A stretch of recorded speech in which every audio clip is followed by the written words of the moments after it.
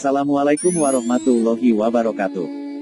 Di antara tanda-tanda akhir zaman adalah kemunculan Imam Mahdi. Pada umumnya, umat Islam percaya akan kedatangannya. Hanya sebagian kecil yang tidak percaya karena meragukan kesohihan riwayat tentang Al-Mahdi.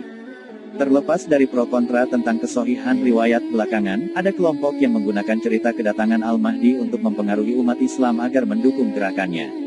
Mereka meyakinkan umat Islam bahwa sekarang sudah akhir zaman. Akan terjadi banyak fitnah dan kekacauan. Umat Islam hanya punya dua pilihan, memilih menjadi pengikut Dajjal atau pengikut Al-Mahdi. Jika ingin selamat, umat Islam hendaknya bergabung dengan pendukung Al-Mahdi. Mereka sendiri mengaku merupakan calon pendukung Al-Mahdi ketika Al-Mahdi muncul. Untuk menyambut kedatangan Al-Mahdi, mereka menyusun kekuatan bersenjata agar ketika Al-Mahdi datang, mereka siap menjadi pendukung yang kuat. Mereka juga mengajak umat Islam pindah ke negara-negara yang mereka kuasai, seperti sebagian Suriah, dengan alasan hijrah ke negara Islam. Menurut mereka, hanya di sana keselamatan pada akhir zaman. Di sana Al-Mahdi akan turun memimpin dunia. Lalu seperti apa sebenarnya cerita tentang Al-Mahdi? Sebelum kita simak videonya sampai selesai, luangkan waktu sejenak untuk silahkan tekan tombol subscribe dan lonceng supaya selalu mendapatkan notifikasi video berikutnya dari kami. Keterangan datangnya Imam Mahdi bersumber dari hadis-hadis Nabi Muhammad Shallallahu Alaihi Wasallam.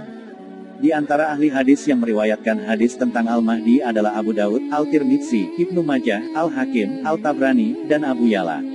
Sanad hadis mereka sampai pada sejumlah sahabat seperti Ali bin Abi Thalib, Ibnu Abbas, Ibnu Umar, Tolha, Abdullah bin Mas'ud, Abu Hurairah, Abu Said Al-Khudri, Ummu Habibah, Ummu Salamah, Sauban, Qurrah bin Iyas, Ali Al-Hilali, Abdullah bin Haris bin Jazi.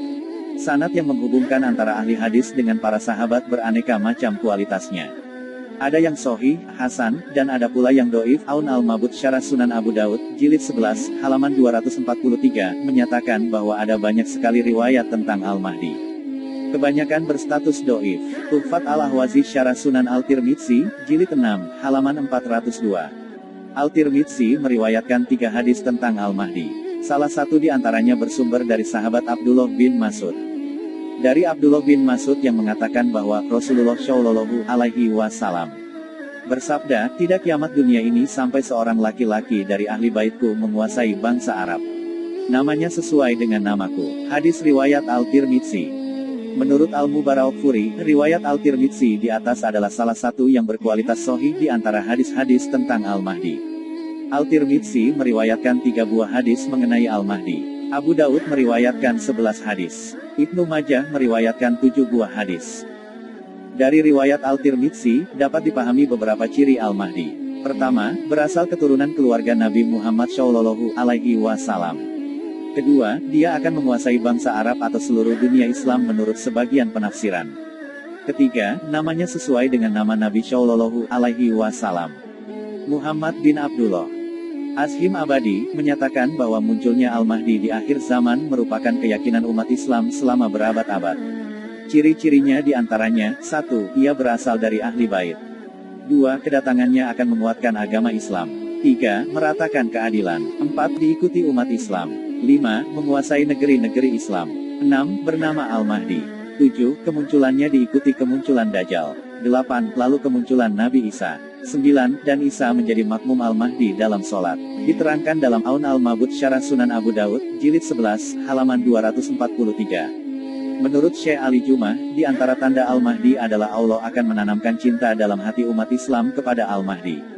Ini adalah ciri yang penting untuk mengidentifikasi Al-Mahdi. Karena, telah banyak kelompok yang mengaku sebagai gerakan Al-Mahdi. Mereka meyakini pemimpinnya adalah Al-Mahdi. Padahal, mereka hanya membaca sebagian tanda-tanda Al-Mahdi. Tanda terakhir, yaitu dicintai oleh seluruh umat Islam, tidak terpenuhi.